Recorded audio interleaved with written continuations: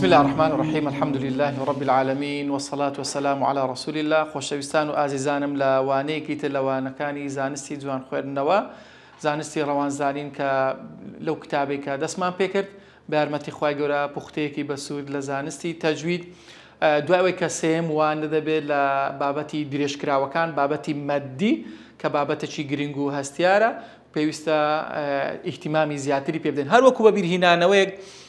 گوتمان مەدەکان بریتە لە ئەلیف و واو یا درێژ دەکرێتەوە بەو مەرج و شەرتەی کە پێویستە لە جنسی خۆیان بێت واتە ئەلیف پێشی فەتحە واو پێشی ضەممە یا پێشی کەسرە باسی ئەومان کرد لە مەدە ئەسڵیەکان ئەگەر وەکو بە بیرهێنانەوەگر کە مەدی تەبیعی بوو مەدی بەدەل بوو بۆ نمونە مەدی سیلە سۆغرا بوو حروفی مقەتعەکان ئەوان لە سەرەتای سوورەتەکاندا دێن کە پێنج بیت بوو حەیون طهر وهروها مدي تمكينش بو دينا سر او مدانه كا قوتمان سبب السكون وسبب همزه معنى سبب السكون اواني كا سبب سكوني اصلنا ياخذ سبب سكوني بولمنا عارضا وهروها مد فرعي كانج لما مد فرعي كان لا تواري بينز كان باسي او ما كسيت زور مد معنى بو سبب همزه كان كبريتي ولا مد واجب المتصل جائز منفصل وسيله كبرى اوانا تواري بينز كان دينو سر مدي سبب السكون سبب السكون كان عرض ما باسك كعرض السكون والليمبو عرض السكون والليمبو دو توارشش درجه كيتوا بهرمتي خواي جورا امرو باسي مدي لازم دك مدي لازم الا دبي شش حركه به بيويستا لازمه الا دبي شش به نبي والله بكي توار بكي دو نا كدري مدي لازم او مد لازمي كسبب سكونك اصليه سبب سكونك اصليه لك لباش حرف مد كان الف واو ياء تدي سكونك دي حبيتك دي سكوني لسبي كواتا سكونك اگر هات او كاتا دبيت مد شي لازمي ذا مدي لازم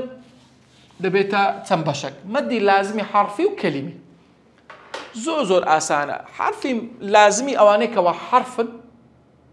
بيتن وأوانيك ولناو كلميك ولناو حرف كانش تم بيتك معناه بول من أهش بيت معناه ناقوس عسى لكم أو بيتانا دريج ذكرته بشش زولا لسرتاي سورة كان القرآن بيروز كوادين أم بيتانا دريج ذكرته بشش زولا كواتا مدي لازمي حرفي مادة شي لازمي وتحرفي به كأوهش بيتا معناه نون قاف صاد عين سين لام كاف ميم دريج ذكرته بشش زولة لسرتاي سورة كان جاء مثقل ومخفف معناه ده بيتا دوبش لازمي حرفي مثقل ومخفف مثقل يعني قرص لبر أوي إدغامي تدارو دادا بيدا قوتريت مثقل قرص كراو لبروي إدغامك لبيني أو بيتانا رددات مخفف إدغامي تدارو نادات إدغام تدارو نادات بونا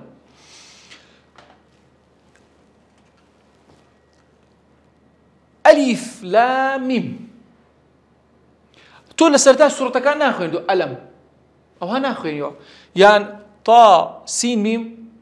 شون دخوينتو دبي حرف كان مقطع كي واتبي بتري شون دخوينو طا سين ميم لام قاف صاد بوشي وازتو دخوينيو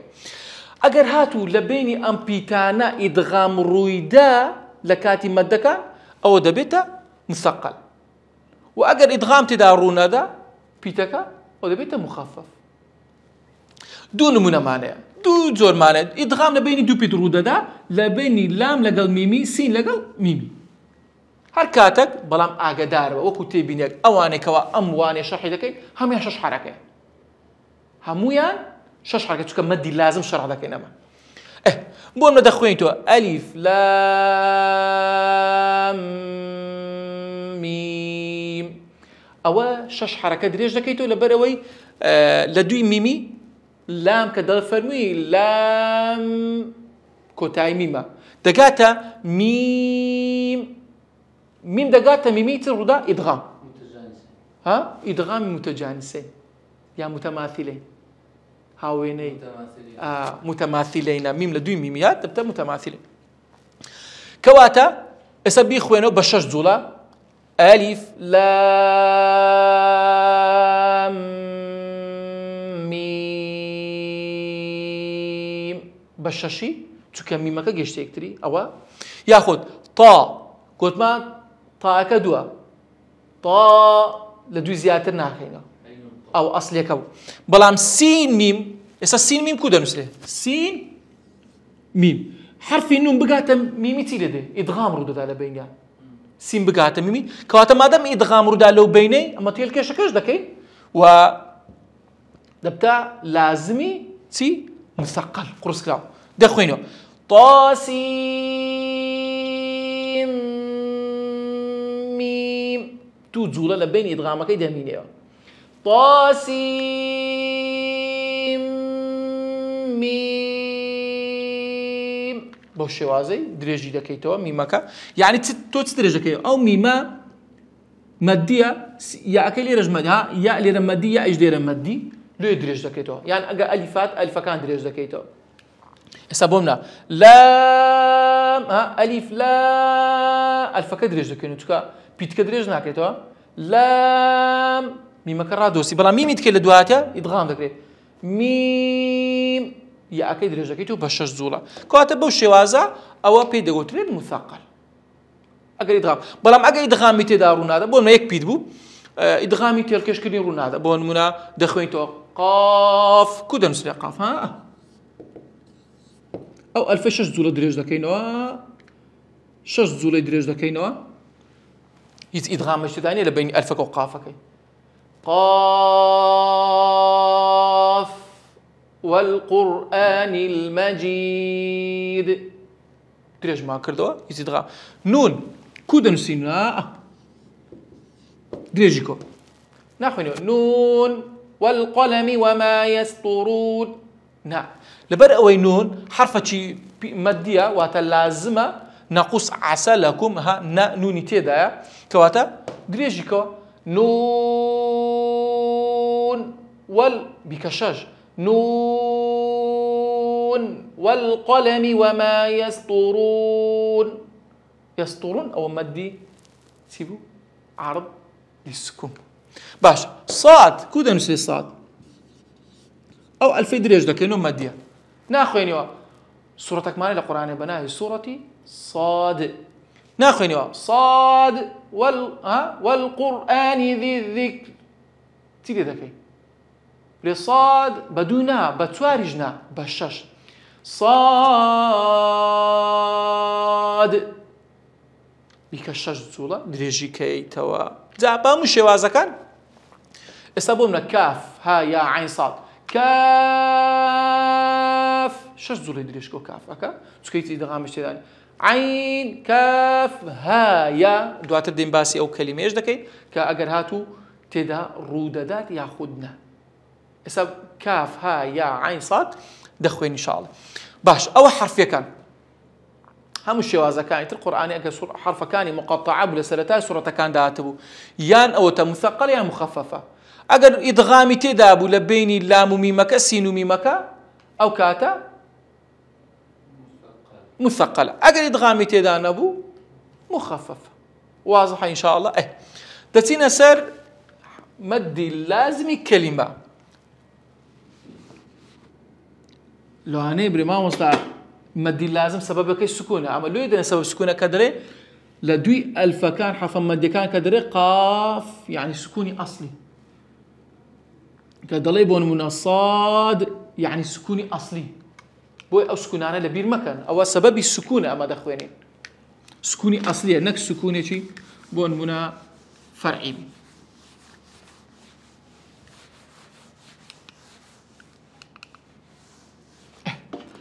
أو زارا مدي لازمي كلمة لأنه كلمة قدايا بلام حرفة مدية وهاتا سكونة كش سكونة أصلية بون مدخوين توا مخفف أجراتو بيتي شددار لدواي بيتي مدكا هاتبت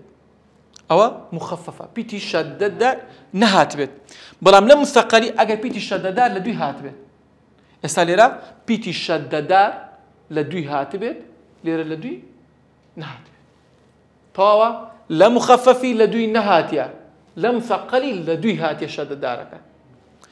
جابون منا لسورة يونس ايتمان ليك سورة ايتمان دوباره بوتو الآن كلا هاتيا بومنا الآن بسوكي دي خويني وبشش زولا الآن أو ذا وقد كنتم به تستعجلون يعني الآن وقد عصيت ها الآن بشش زولي دخوان دريتو يعني بون منا الذكرين الله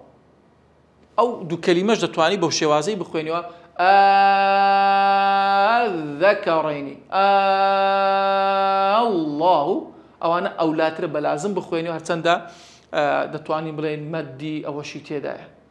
مدي بدل شيء تدا بلام لازم بقوتر لمدي بدل باشا بويد بشش زولا أولاد رب لبيشترا الله الذكرين بخويني تونك تسيلك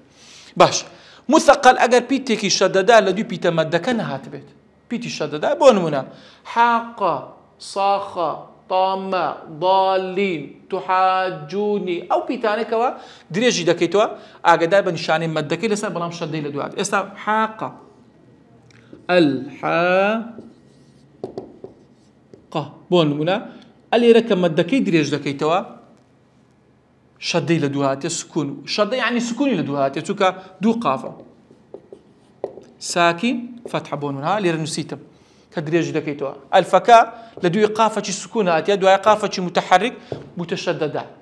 أو تدريج دكيتوا باش زورا الحاقة ما الحاقة باش زورا يعني بولنا دابة نشانين مدكي لس الفكية وباءك الشدي لسرة دابة الأرض ها دابة بوش واز لخينيو كافة حرفي الفك بون من دريج دكيتوا فاك الشدي لسرة كافة للناس ها يا بول ما دخوينتوا غير المغضوب عليهم ولا الضالين أو زور دبار دبيتوا أنا هر أو يبونو سين بو أوي زياتر ضبطي بكن ولا الضالين ولا الضالين شدة الفكي كدريج دكيتو كمدية شش زولا مدتشي لازمي كلمي تبو مثقلة شديها ولا الضالين كشدة ولا الضالين ولا الضالين ذا تم دجتي ذا عليها هر أو كلمة ضالين كشش حركة ولا ليرج مدي عارض السكون توجد بها كرر دوستي ضالين أو ياء تنكا بيشي كسرة سكون بيشي كسرة ولا ضالين أو مدي عارض للسكون عارض السكون تتوانيش بالشجرة وستي بل عارض السكون يعني دو توار شش أو شش معنى ليرة لويا ما مصاد زارويا أقدر دريج بكاتو بششي خرج نيوي آمينك هرقوتيا إيش أنا جيت اللينك لولا الضالين نيوي خرجوتي آمين ليش بيتو كاك أو مدة ليجر حتى رادوستي ما مصاد حتى أو ما مصاد بدو ليرة يام بتواري يام بششي كبيجني جدك ليجر باراوستي أو تبري آمين أو دنا ما مصاد يجكاتو ولا الضال لسلامك كيتي شدكين هو لبشتو قلتي آمين ليش بيتو كاكا لي قربا زي ما مصاد دوي دريج دكاتو تسواري دريج دكاتو ششي دريج دكاتو بابري لين جيل لنونا كيبو أو كاتا أتبري آمين خركان ببالي ما مصاد أحمد باكي رجشتانا كيش ولا الضالين كي قلتني شو قلتي آمين عندما ببالو ذا وكو ببير هنا أنا مخفف ومثقل لمخففك أويا كشدة لديناتي الآن شدة لديناتي بلام سكونة لامك بومنا سكونة بلام ليرة شدة لدوهاتي بوكاتا ديناتي يعني أتحاجوني أو أنا شش حركينا زور معناه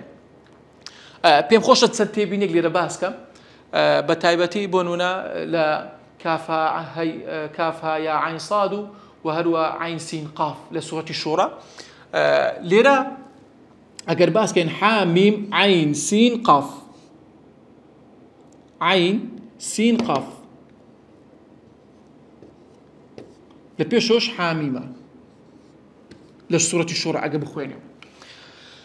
حاميمة كباس ما كرديا قلت ما دو زولة حاكا ميمة كشش زولة يعني دو كوشش زولة حاميم واضحة دي سر عين سين قاف عينك شش سينك شش قافك شش بوتسند استوى عين سين قاف بوتسند هجدا سيزاران شش هجدا دكري او عيني بتوارج بخوينيوا لبر اوي عين كاتك دنسي عين كدنسي عين يعني مد لين دكري عينك بتواري بخوينيوا صبري عين لو تشوك عين نرميه شي تيدا دكري بتواري نكبدو يا أكبشي فتحة عينك بتسواري بخينه تبي نيشتر لكاتي لقدانا كان أقدر بين تو دبي تسيب كي أقدر إخفاء تدابو إخفاء كي أقدر إدغام تدابو إدغامي بكي غني قلوي تدابو غني قلوي بك أو نبري عين سين قاف إسابومنا عين جيش تسح جيش سين لباش سين ساعات يا قافات يونيا تمشاك نون معناها جيش تحرف السيني دبتت ليرة كواتا إخفاءك عين بمين هو مرتبة غنى كان ما باس كده غنى كده عين سين أو زور سر سينكي دي ساليرة نون جيش تقاف يونيا دبتت نون جيش كواتا إخفاء غنى قلوة يعني ضعيفة كده قارفي لدوات بي يعني غنيت حسابي وش كا غني قلو دور تطبيقك عين إخفاء شيء ناسك لكن حرف سين ناسك طو عين برضو عم با سين غني قلو ليرة دو حركة غني قلو يبين بس يدا مني سين قاف أو ألف كيدا كينا شش دبروي سبب السكونة مديلنا ليرش سين أو السكونة سكونة عين كواتل ليرة مش سبب السكون دروز بوا بوا أقدر يا ساكاني ترجبن أو بري والله ما دش لازم يلا شش برام إخفاء تدا إدغامي تدا غنى قلوي تدا غنى ضعيف تدا دبي تطبيقي بكي لكاتي خوين أو ملاحظة مهمة كواتا خوين توا بمظبوطي أجر آياتي بخوينوا حميم حاكا دوش ميمكا شش عين سين قاف كواتا هجدت زولة دريجة كير باش لنمونية كتير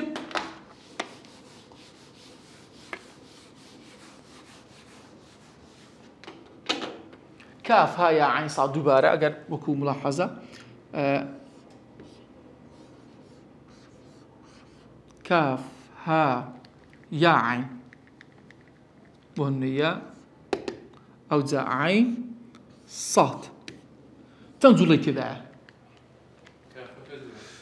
كاف دو كافك الشش تيت كمان ها اكا دو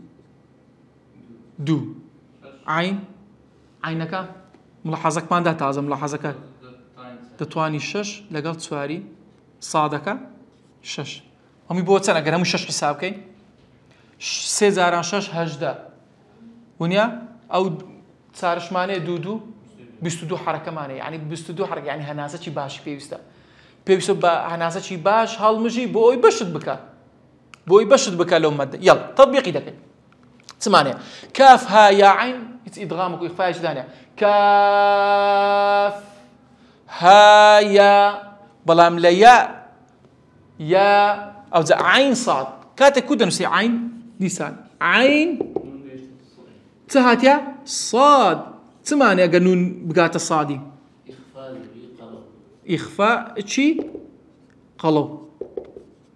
کاتە ئیخفایەکی بەقەڵەو بکە کەم کەسێ ئیخفایەکی بەقەڵەو بکە لێرە یەکسەر هەر ئیخفایەکی ناسک دەکات عین سین قاف یان بۆ منە عین صاد نا ئیخفایەکی قەڵەو كاف ها يا عين صاد ئەو زعینەکە ئەگە بە چواری بی یان بە شەشی بەڵام هەمووی بە شەشی بخوێنەوە بۆ ئەوەی شتێکی جوان و ڕێک و پێک بخوێنیەوە بە مەزبوطی ئینشاءالله و هەڵەی تێدا نەکەن. هیوادارم بە جوانی تێگەیشتبن لە مەدەکان بخۆی کورتە بەڵام ئێماندە تێبینی و مڵەحەزاتماندا بۆ ئەوی زیاتر ئێوە ئاشنا بن بە مەدەکانی مەدی لازمی و ئەوانەی کە سەبەبی سکوونە سەبەبی سکوونەکی ئەسڵیشە بۆ شێوازەی دەتوانی بخوێنیتەوە ئەذەکەڕین و ئالله و ئەوانش پێویستە بە شەشی بخوێنیتەوە بۆیە هیوادارم توانی بێتم سوودێکم بە ئێوە گەیاند بێت لەوانە زانستی تەجوید و بابەتی درێژکراوەکان بە سێوانە تاوامان کرد. سبحانك اللهم وبحمدك أشهد أن لا إله إلا أنت أستغفرك وأتوب إليك.